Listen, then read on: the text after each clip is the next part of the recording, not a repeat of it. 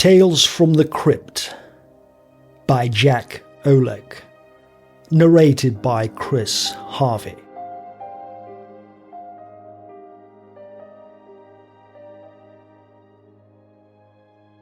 Joanne managed to scream once, just once, before those hands closed about her throat and dirty thumbs clamped down on her windpipe. The last thing of which she was aware was the radio. Happy Christmas to all, and to all a good night.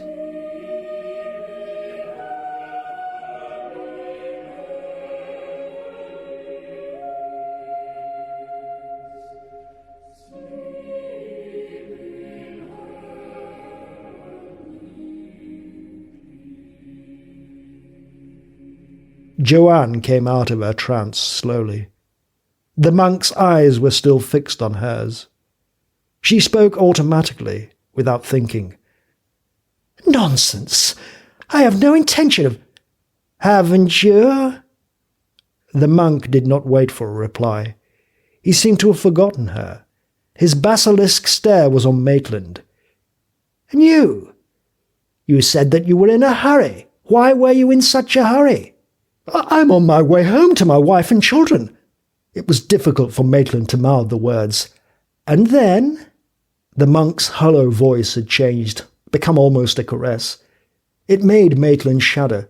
It was as though the cowled and hooded figure behind the stone table could read his mind. And then? The monk's eyes caught Maitland's, held them. Maitland could see nothing, think of nothing but those eyes. Then they receded, vanished, and he remembered.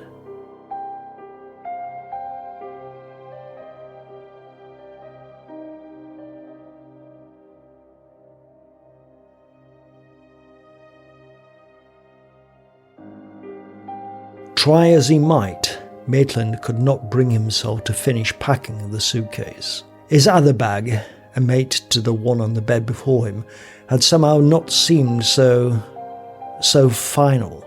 He had packed it quickly and taken it downstairs at once, eager to be gone. It waited now in the hall just by the front door, just as it had waited on so many other nights when he had lied to his wife, he thought, and wished that he could forget his sense of guilt.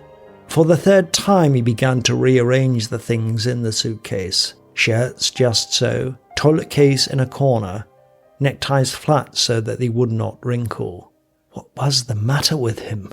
But he knew what was the matter with him. He had always known. Buried deep down in some hidden, locked-away corner of his mind there had always been the knowledge of his own weakness. It was clamouring to get out, to be heard, and he knew that if he listened, he would waver and surrender. But he would not listen. It wasn't as if he meant to hurt anyone. What was happening had long since passed out of his control. A man had to do what he had to do. He had the same right to happiness as anyone else. If grasping at that happiness meant that others would suffer, there was no help for it. This time he closed the suitcase, snapped its lock shut, and lifted it purposefully from the bed. The next few moments would be a trial, and before he left the bedroom he looked into a mirror to make certain that his expression revealed no faintest trace of the indecision within him. The children would be no problem. They would take him at face value. But his wife was another matter. When a woman has been married to a man for 11 years and she loves the man, she comes to know and instantly identify every shade of expression that crosses his face. Satisfied, he carried the suitcase downstairs to the hall, set the suitcase beside its twin, locked his face into a smile and went into the living room. His wife and the children were waiting. The boy, 8 years old and filled with energy, was first into his arms. The girl, a year younger, followed close behind. He would miss them. When they had kissed him, the girl clung to his hand. She favoured her mother. There was the same trusting look about her, the same unquestioning affection. Must you go, Daddy? I'm afraid so. Maitland's smile remained glued in place as he ruffled her hair. Daddy has business to attend to. The girl pouted. But you always have business. No, don't pester Daddy, his wife said, and added to him, Can't you wait until morning?" Maitland wondered fleetingly if something about his smile had caught her eye, but there was no suspicion in the way she looked at him. "My appointment's in the morning. I'll have to drive all night to make it." "Well, when will you be back?" He had been dreading the question. Most of his time for the past hour had been spent in phrasing and rephrasing his answer. It was the measure of his resolve that the reply, the lie, came easily to his lips. "I don't know. Have to see how it goes. I'll phone you when I get there." "Well, you better take your gloves and a coat. It's cold out for this time of year." They're in the car. Even now he knew he could call off his leaving, make some excuse. Instead he kissed her. "Well, goodbye, darling." The children clamoured to be kissed again too. He kissed each in turn. "Goodbye. You be good now." There was no hesitation in his step when he went back down the hall to the front door and picked up the suitcases and went out. So far as his wife and the children could see, this was merely a replay of a scene he had played often in the past few months. There was, however, one difference. Outside he hesitated, then set down the suitcases and turned to look at the door. His finger touched the card in its metal frame above the doorbell, traced out the name Maitland printed on it. It had been a happy moment when he had first slipped the card into its frame. The mask that he had been wearing melted away, replaced by a look of worry and uncertainty. To his right, the living room spilled brilliance through its big bay window. Inside, his wife had seated herself in his easy chair, and the children were climbing into her lap. She always read to them before putting them to bed. The scene held him, tugged at him. He had expected that this moment would be painful, but he had not anticipated just how painful it would really be. He had an impulse to go back into the house. No. His wife was a capable woman. She and the children would manage. Somehow. The gloves he pulled on as he sat behind the wheel were a pair his wife had given him for his last birthday, but he did not think of that. It was a great deal easier, once he had turned the ignition key and left the house behind, to put his family out of his thoughts. By the time he had reached the street on which Susan lived, he had once again managed to convince himself of the rightness of what he was doing. He'd given his family a lot of good years, hadn't he? When he pulled up in front of the sleek building in which Susan had her apartment, he could see her window. Her lights were on. She was waiting, as he had known that she would be. Only at her door, before he pushed the bell, did another momentary pang of guilt pass through him. The name card above the bell that spelled out Susan's last name, Blake, reminded him of things he wanted to forget, of the card above his own doorbell. Susan opened the door, and his momentary pang of renewed guilt left him. But he did not at once take her into his arms, nor did she seem to expect that he would. They were both under a strain. She had not been altogether certain that he would come even at the very last moment, and there was relief in her eyes when he walked into the living room. The room, except for her own suitcases by the door, was empty, stripped, and his footsteps echoed. She knew at once, when she had followed him and he was holding her, that he was emotionally drained. His kiss was almost perfunctory. "I see that you managed," he said. "The movers came this morning. Everything will be up there waiting for us." Susan, too, was a capable woman. Maitland made a little grimace at the mental comparison. "Is something wrong?" "No, of course not." The bare apartment depressed him. He was anxious to leave. "We'd best get going. We've got a long drive ahead of us." He moved as though to take her suitcases. She smiled at him. "We'll have more than enough time now." Her eyes flicked over the empty room. "It seems a shame to give up such a good apartment like this. It took me months to find it." We both had to give up a lot. There was no mistaking Maitland's meaning. He had had second thoughts then. "Did you tell her?" Maitland did not look at her. "No." "I see." "No, you don't see." Maitland forced himself to be almost angry. His own cowardice had risen up like a spectre to confront him, and there was no other way to blot it out. The children were still awake. I couldn't. I'll call her when we get there." There was a tinge of annoyance in her voice as she recognized the cowardice.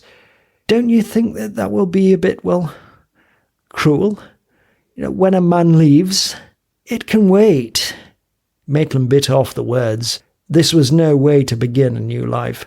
"I'll take your things down to the car." He picked up the suitcases. "You coming?" Susan followed him to the door, but there she could not resist turning just for a moment to look back. She too was starting out upon a new life.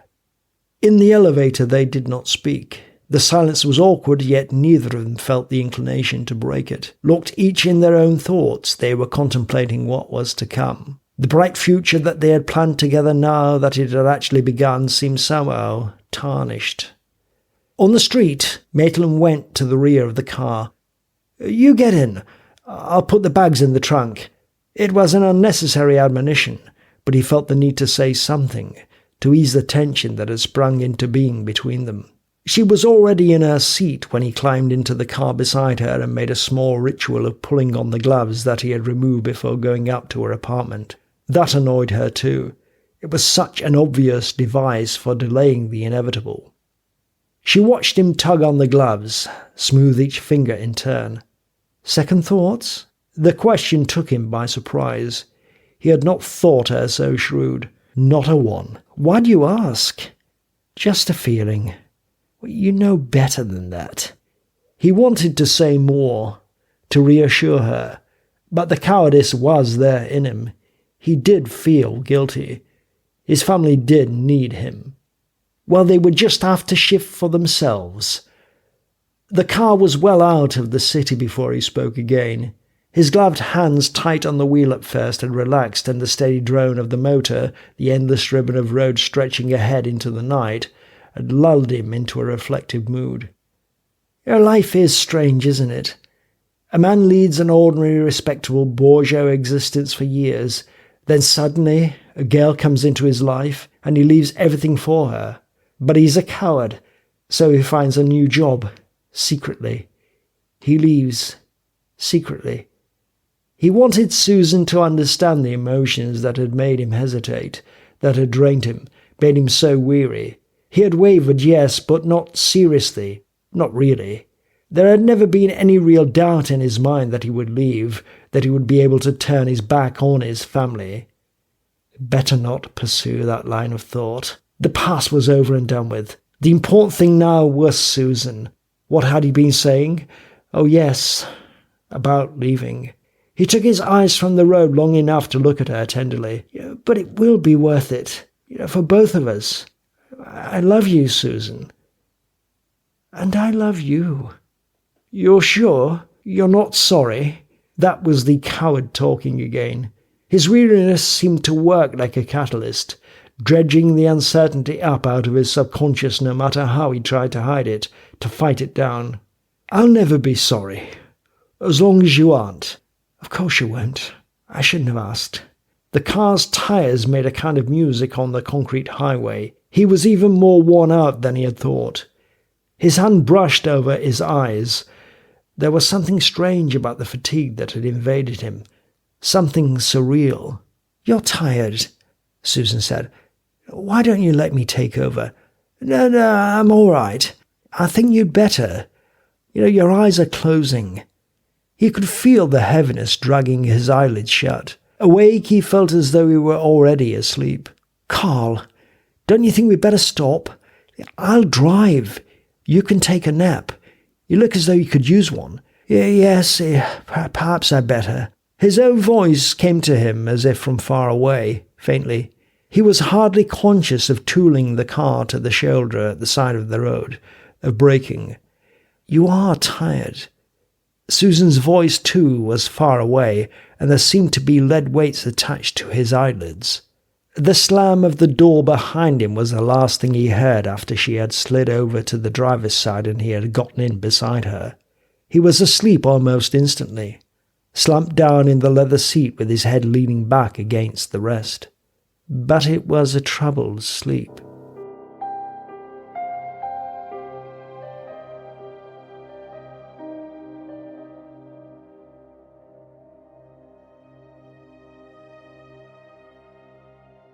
After a while he moaned and Susan glanced at him sharply. His mouth was working as though he were speaking soundlessly, and there was a frightened look on his face. "Carl?" His answer was another moan. "Carl?" Perhaps it would be best to wake him. She thought for a moment and decided against it. Her foot pressed down on the accelerator. The sooner they reached their destination, the better. Maitland was rolling his head from side to side. His voice cut through her like a knife. "No. No.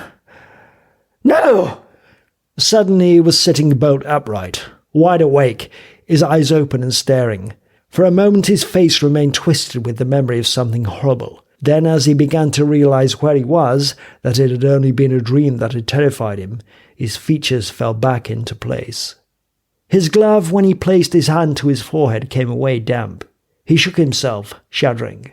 "Oh, bad dream. Sorry. It must have been. You were screaming." Susan turned to stare at him. "You feeling better?" She did not see the two glaring balls of light that were approaching from the opposite direction. Her eyes were all for him. He was still sitting bolt upright, rigid. The rigidity was no longer the result of his dream, however. If she had not seen the approaching headlights, he had. The headlights were coming on with a rush, and they were directly ahead. He was bracing himself instinctively, attempting to protect himself from the crash that was inevitable. "Look out!" Maitland lunged for the wheel. For an instant she fought him for it, not comprehending, but he was too strong for her. Two black streaks grew on the roadway behind the car as it swerved and skidded. This time the car did not come to a halt on the shoulder. It shot like a bullet across the shoulder and through the guardrail, plunged down an embankment and tore across level ground toward a clump of trees, saplings that it snapped like matchwood, scattering bits and pieces of itself with each impact. But the impacts were not enough to slow it. It sped on, turned over and over as it struck, glancingly against a boulder, righted itself, and hurtled directly at a large oak.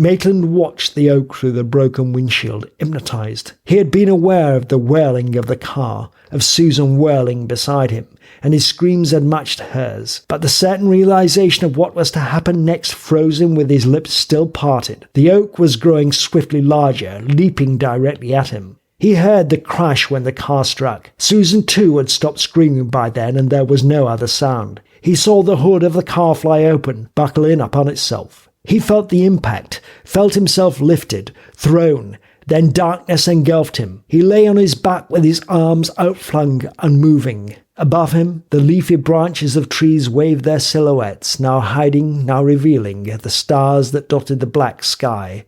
Nothing else stirred.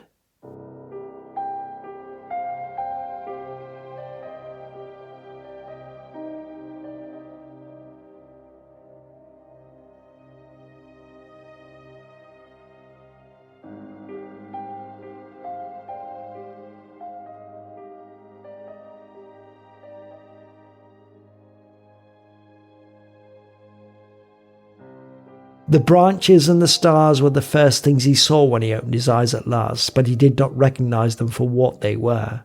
There were merely jumbled shadows and points of light above him that he did not understand. He stared up almost curiously, wondering. It was a long time before he was able to comprehend that he was lying on his back and that the points of light were stars glimpsed through the leaves. Realization of what had taken place came slowly. By turning his head a little to the side, he could see the still smoking wreckage of his car crumpled against the trunk of the oak. Turning his head was an effort. He wondered dazedly if his spine were injured. Susan! Susan had been with him! He had not expected that he would be able to move, to get to his feet, yet, miraculously, unbelievably, his arms and legs functioned. He was able to stagger to the car, to try to see inside it. The car had collapsed, compressed itself. In the darkness he could not even be certain where the door on the driver's side had been. The door had folded inward, and the roof of the car had come down to meet it. When he did find the door at last, he could see nothing behind it until he had picked up a stone and smashed a hole through what was left of its glass. Amazement widened his eyes. The car was empty. A hysterical giggle was born and died in his throat. Susan was hiding from him, teasing him. The insane thought would not leave him. "Susan?" He had not expected that his voice would be a grating rasp. The sound startled him, brought him back to reality. "Take it easy. Easy. Susan had to be somewhere. She might need help." He forced himself to think methodically. The car had come that way, through those broken saplings. If Susan had been thrown clear, she would be lying somewhere along that path. He walked stiffly past the broken-off stumps of saplings, searching as he went. There was nothing along the path except the deep ruts made by the car's wheels, nothing within 20 yards on either side of it, only bits and pieces of tree trunk scattered like spent projectiles. He retraced his steps, cursing the time he had wasted. Fool! He should have made a more thorough search of the area immediately around the wreck. His feet sank into the soft earth with every step. That was probably what had saved him from injury. The ground here was like a sponge.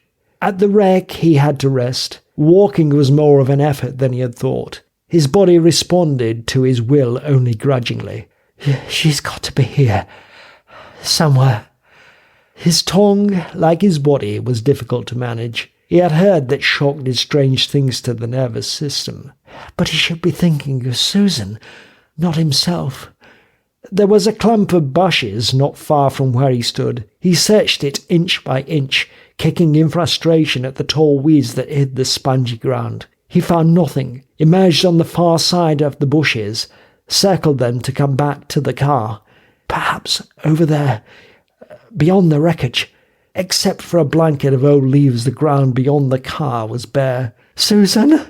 He said it uncertainly, the fear that was growing in him making his tongue even more wieldy. "Susan!" He moved back and forth, quartering the area like a hunting dog. "Susan! Answer me!" She did not answer.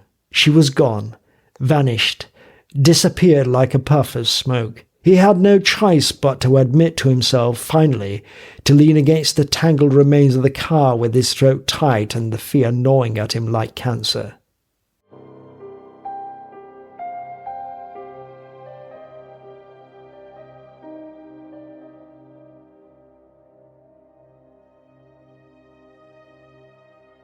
He heard the sound from the road only faintly. It was still far off, but it grew rapidly until it filled his head. A car! There was a car coming along the road. He ran, stumbling. Anything was better than standing here. Anything was better than being alone. That was what he was feeling. Loneliness. A terrible, aching loneliness. It wasn't just fear, just not being able to find Susan that had set him to trembling. He had to tell someone what had happened. Ask someone what had happened. The muck underfoot clutched at his feet, tripped him. Climbing up the embankment to the broken fence was an effort that made him gasp for breath, that clouded his vision. He had to force himself to claw his way up the last few inches to where his car had shot off the road. Even when he stood on the road, he could not see clearly. His view along the dark ribbon showed him nothing. Perhaps he had only imagined that he had heard a car approaching. Stupid! Stupid! The car was coming the other way. Paired beams of light probed the darkness, swelling rapidly larger and more intense. Maitland wanted to shout, to dance up and down, to wave. He staggered to the centre lane of the road, opened his mouth, and his voice failed him. But he was standing directly in the car's path. Its headlights caught him, outlined him like a moth pinned to black velvet. Somehow it took all his remaining strength. He managed to hold up a gloved hand. The car, a sedan, was almost on him now. In another moment it would be unable to stop in time to keep from hitting him. The driver saw him, slammed a panicked foot on the brake. The sedan's tyres screeched protestingly, but they held the road. The sedan came to a stop. The man behind the wheel gulped. It had been a near thing. Then anger stained his cheeks a deep red. He leaned out of the car with his eyes glaring. "You crazy fool! Do you want to get yourself killed?" The man was still shouting, his mouth wide open. It remained open while the anger in his face turned to a look of stark horror. It took only an instant. Maitland took a step forward. "Look, please!" The man shrieked. His mouth closed, opened, closed again, the mouth of a fish out of water. The sedan slammed into gear, leaped forward so suddenly and unexpectedly that a fender brushed Maitland's sleeve as it rushed him by. No, wait! The sedan was already far down the road. Maitland could not think clearly. Crazy. It was crazy. After a while he began to walk, following the sedan. His journey seemed interminable. How long he walked, his legs betraying him every now and then so that he fell heavily, would have been impossible to say. But every step forward was a step toward the city. Somewhere, diagonally off in the distance, there was a flicker. He could see it, yellow and orange through the bushes that grew thickly there. Headlights? No, that was impossible. A house? No. A fire? Someone had built a campfire. Maitland slid down the embankment. The spongy earth would not support him. Near the bottom his feet shot out from under him so that he tumbled the rest of the way head over heels, but he did not care. Ahead the ground was almost a meadow. The fire flickered through the bushes beyond it, a beacon toward which he ran prayerfully. It was only when he had reached the bushes that he thought to use caution. It would not do to frighten whoever was there. He moved through the bushes carefully, not making any noise, until he could see the fire and the man who had built it. The fire was a small one, darting through the chinks in the ring of stones that had been arranged to confine it. 3 sticks made a tripod above the flames, and, hanging from the tripod, was a tin can suspended from a bit of wire. Steam was rising from the can. The man who had built the fire and the tripod was facing Maitland. Maitland could see the blue-black stubble of beard on his jaw, the torn coat that flapped about him on the damp ground as he used a twig to stir whatever was in the can. A tramp. The tramp did not move when Maitland parted the bushes and stepped out into the open. He was intent on his cooking. Maitland had almost reached him before he looked up. Maitland held out a hand placatingly. "Don't be afraid. I only want to—" There it was again. That look, amazement and terror. In a moment, the tramp would run. He was on his feet, backing away, not knowing and not caring that one of his legs brushed the tripod of sticks and overturned it so that it fell into the fire and sent up a small shower of sparks. Maitland got no further. The strangled whimper that came from the tramp's blue-black lips chilled even him. "Get away! Get away from me!" And the tramp was off and running before Maitland could so much as withdraw his placating hand. His gurgles of fear drifted back to Maitland as he fled. Maitland could hear them long after the tramp had disappeared into the shadows. Maitland did not attempt to think, to understand. The effort was too great. Instead, he stumbled back to the embankment. Clinging it was torment that sucked the energy from him and left him weak and exhausted again. At the top, on the highway, he gulped air greedily until his chest had stopped heaving. What seemed like an hour later, or was it really only a few moments, he could hear the sound of another car approaching. The road bent here, and he could not yet see the car, but presently its headlights became visible. Maitland ran out into the middle of the road long before the car was near.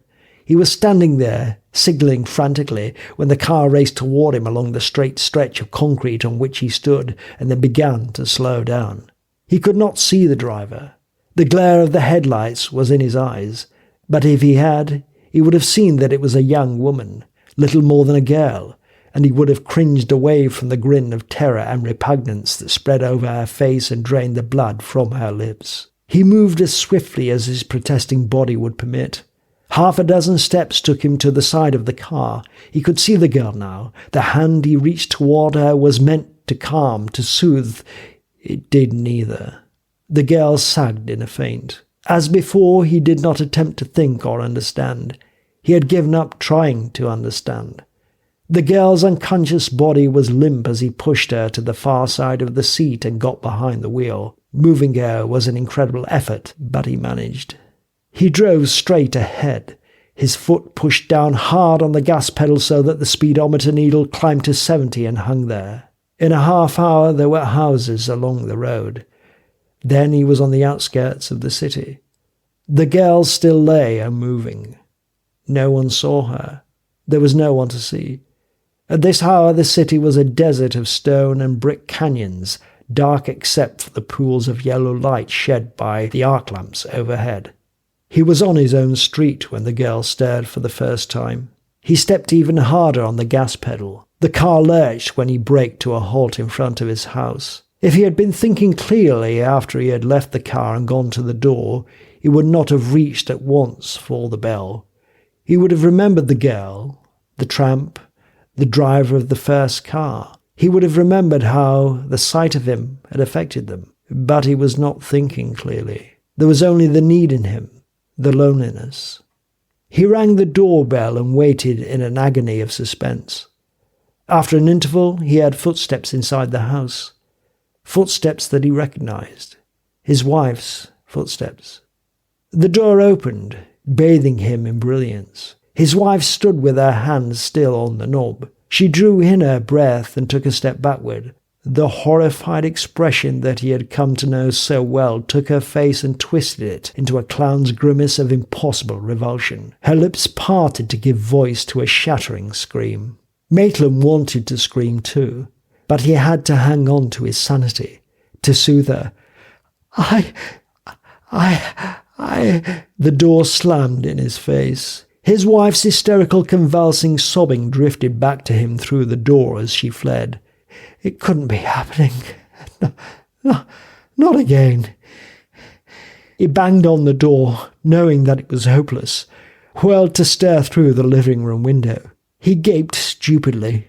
He could see into almost every corner of the living room, but his eyes remained riveted on his wife. She burst into the room with tears of fright coursing down her cheeks and, still sobbing, ran across to the man who had been seated in Maitland's easy chair. The man was a stranger to Maitland. He was in his shirt sleeves. He had been reading a newspaper, but he had gotten hastily to his feet. Maitland's wife ran to the man's arms and he held her comfortingly, talking to her. Maitland felt weak. His legs trembled. Only his hand, pressed against the wall by the door, supported him. The hand moved spasmodically, trailed across the wall as he turned from the window, brushed the name card in its neat metal frame. The doorbell. Where was the doorbell? He had to get in. This was where he belonged. That man inside, he was an interloper.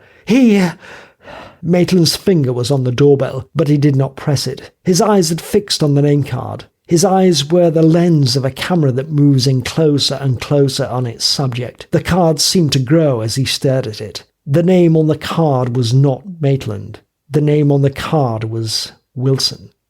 Maitland's finger fell away from the button. He was cold. He pulled his coat collar up about his ears and turned from the door to look along the windy, deserted street. Hesitantly he began to walk, slowly at first, then faster.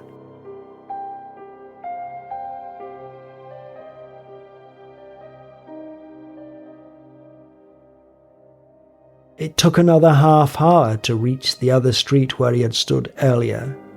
This street, too, was deserted. But the wind was just as penetrating, the night just as empty. He stood in front of Susan's house for minutes, feeling the cold, before he looked up hopelessly to her window. It was dark. He did not know really why he had come. If he had a reason, if he hoped to find surcease here, he was not aware of it. There was merely a compulsion in him, a desire that had directed his footsteps to the only haven that still remained to him.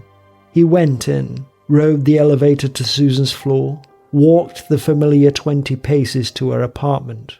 Before he rang the doorbell, he peered carefully at the nameplate above it. That, at least, had not changed. The name on the plate was still the same. Blake. He pressed the doorbell, knowing that it was futile. It made no sense, but the compulsion was still in him. He could not have kept himself from pressing the button even if he'd wanted to, even if it still mattered. There was a sound behind the door. Susan opened the door and looked squarely into his eyes. Her voice was calm, Not hysterical, not afraid. She stared at him, and her expression did not change. "Yes? Susan!" His voice was a gasp of disbelief. "Who is it?" He had to struggle to keep calm, to keep from shouting, "It's me! Carl!" Something was wrong. Susan was staring at him, but she did not seem to recognize him, and her face was changing, twisting into the expression of fear that had become so hateful to him. "You can't be!" He would not be turned away again. It was too much to expect him to bear. He pushed past her into the living room. The room was completely furnished. Every chair and table was in its accustomed place, carpeting covering the floor, pictures hung on the walls. The furniture! You had it He spoke before he was able to remember that it was impossible.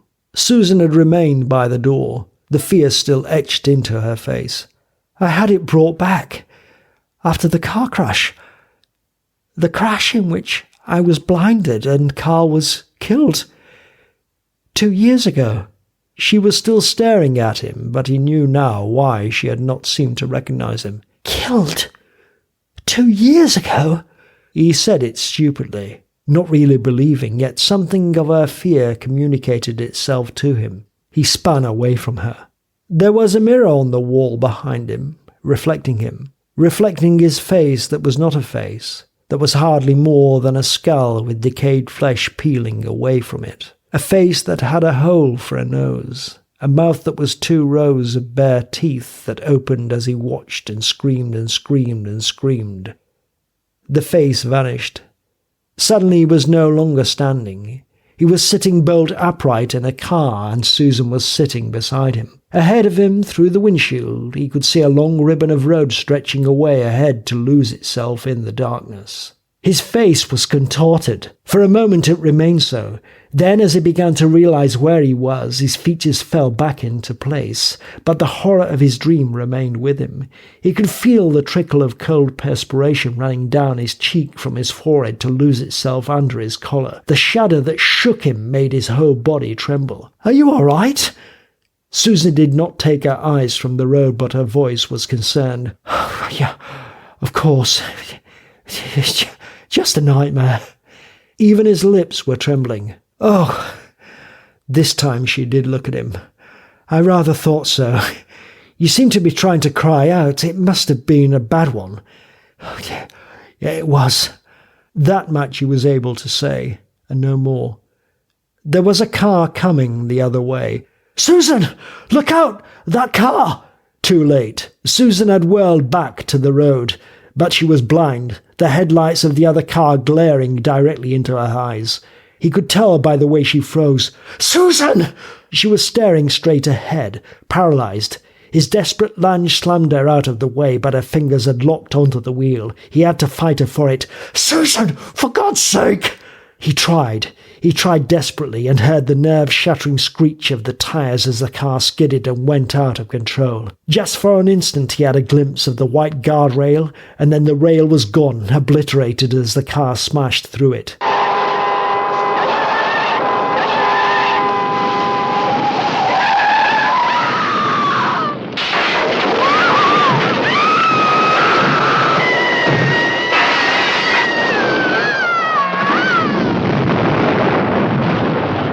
He was only vaguely aware of the rest, of the car turning over and over, of the final bone-crushing impact when it struck the trunk of a huge tree and flung him free like a rag doll.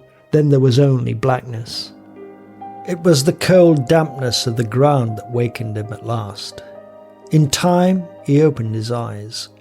Even that was an effort, and for a while he did not attempt to think. He was lying face up, and it was night. That much he knew, but where he was, why he was here, eluded him. It was not until he saw the wreckage of the car that he remembered. He could move his head by then, just a little, and he could see the broad swathe that the car had cut through the saplings that grew here as it careened down from the road. An accident? He'd been in an accident, and he hadn't been alone. Somehow, unbelievably, he was on his hands and knees. Somehow he was able to reach the pile of torn and twisted chrome and sheet metal that had brought him here. In the darkness, the pile was an impossible jumble. It took minutes to find what was left of the window and the driver's side, and when he peered inside and croaked, "Susan," there was no response. His hand, groping through the shattered window, found nothing. There was something familiar about the hysterical giggle that was born and died in his throat. Susan was still in the car, hiding from him. "Susan?" His own voice startled him, brought him back to reality. Susan had to be somewhere. She might need help. The car had come that way, through those broken saplings. If she had been thrown clear, it had happened somewhere along that path. He walked stiffly past the broken-off stumps of the saplings, searching as he went. There was nothing. He went back the way he had come, his feet sinking into the soft earth with every step. That was probably what had saved him from injury. The earth was spongy. At the wreck he had to rest. Walking was an effort. His body responded to his will only grudgingly. She's got to be here. She's got to be here somewhere. His tongue, like his body, was difficult to manage. He had heard that shock did strange things to the nervous system. There was a clump of bushes a few feet from where he stood. He searched it inch by inch, kicking in frustration at the tall weeds that hid the spongy ground. He found nothing, emerged on the far side of the bushes, circled to come back to the car. Perhaps over there, beyond the wreckage. Except for a blanket of old leaves, the ground beyond the car was bare. "Susan!" He moved back and forth, quartering the area like a hunting dog. "Susan! Answer me!" She did not answer. She was gone, vanished, disappeared like a puff of smoke. He had no choice but to admit that to himself finally, to lean against the wreckage of the car with his throat tight and the fear gnawing at him like a cancer. He heard the sound from the road only faintly. It was still far off, but it grew rapidly until it filled his head. There was a car coming along the road. He ran, stumbling. Anything was better than standing here. Anything was better than being alone. That was what he was feeling. Loneliness. A terrible, aching loneliness. The muck underfoot clutched at his feet, tripped him. Climbing up the embankment to the broken fence was an effort that made him gasp for breath, that clouded his vision. He had to force himself to claw his way up the last few inches to where his car had shot off the road. Even when he stood on the road, he could not see clearly. His view along the dark ribbon showed him nothing. Perhaps he had only imagined that he had heard a car approaching. Stupid! The car was coming the other way. Paired beams of light probed the darkness, swelling rapidly, larger and more intense. He wanted to shout, to dance up and down, to wave. He staggered to the centre lane of the road, and his voice failed him. But he was standing directly in the car's path. Its headlights caught him, outlined him like a moth pinned to black velvet. Somehow, it took him all his remaining strength, he managed to hold up a gloved hand. The car, a sedan, was almost on him now. In another moment it would be unable to stop in time to keep from hitting him. The driver saw him, slammed a panicked foot on the brake. The sedan's tyres screeched protestingly, but they held the road. The sedan came to a stop. Maitland sobbed. It was the screeching of the tyres that did it. The sound was like a key opening the door to damnation. He remembered now. Everything that he had done since awakening on the seat beside Susan had happened before. In a moment, the driver of the car would lean out of his window and a look of stark horror would widen his eyes, make his jaw grow slack. But what happened after that? Maitland could not remember. What followed was horrible, agonizing. That much he knew, but no more. He had to wake up. He had to break the sequence. He would hide his face. The driver would not be able to see him. He did not hide his face. The thought was already gone. He could remember only the accident, that he had been looking for Susan, and that Susan was gone. The man behind the wheel gulped. It had been a near thing. Then anger stained his cheeks, a deep red. He leaned out of the car with his eyes glaring. You crazy fool! Do you want to get yourself killed?" The man was still shouting, his mouth wide open. It remained open while the anger in his face turned to a look of stark horror. It took only an instant. Maitland took a step forward. "Look, please!" The man shrieked. His mouth closed, opened, closed again. The mouth of a fish out of water. The sedan slammed into gear, leaped forward so suddenly and unexpectedly that a fender brushed Maitland's sleeve as it rushed by him. After a while, Maitland began to walk, following the sedan.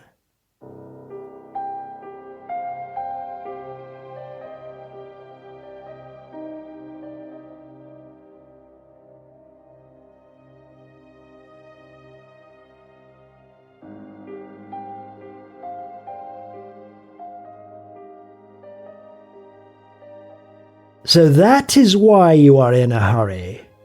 Maitland brushed a hand over his eyes. It seemed to him that he had been alone on a dark road. But that was impossible. He was still in the catacombs, still staring at the monk, and the monk was speaking slowly, ironically. "That is why you are in a hurry." "What do you mean?" He had to think, to clear his head. "To leave your wife? Your children?" No one knew about that. Only Susan. "How do you... Who are you?" "I assure you, I have a purpose." The monk did not seem to turn, yet somehow he was facing the young man who had sat close to Joanne. Younger than the others, still in his 20s, the young man had remained silent until now, almost arrogant despite his fear. But he could not keep that fear from sounding in his voice when he spoke. "What sort of game are you playing?" "Game? You're trying to frighten us in some way. What do you want?" "To show you something. Something in your own mind. Something that you're capable of doing." Circles of light. The monk's eyes were circles of light. "No, I don't want to know." There were pictures inside the circles now. "No." "Oh, but you must know." The pictures were growing clearer, clearer. "You must know."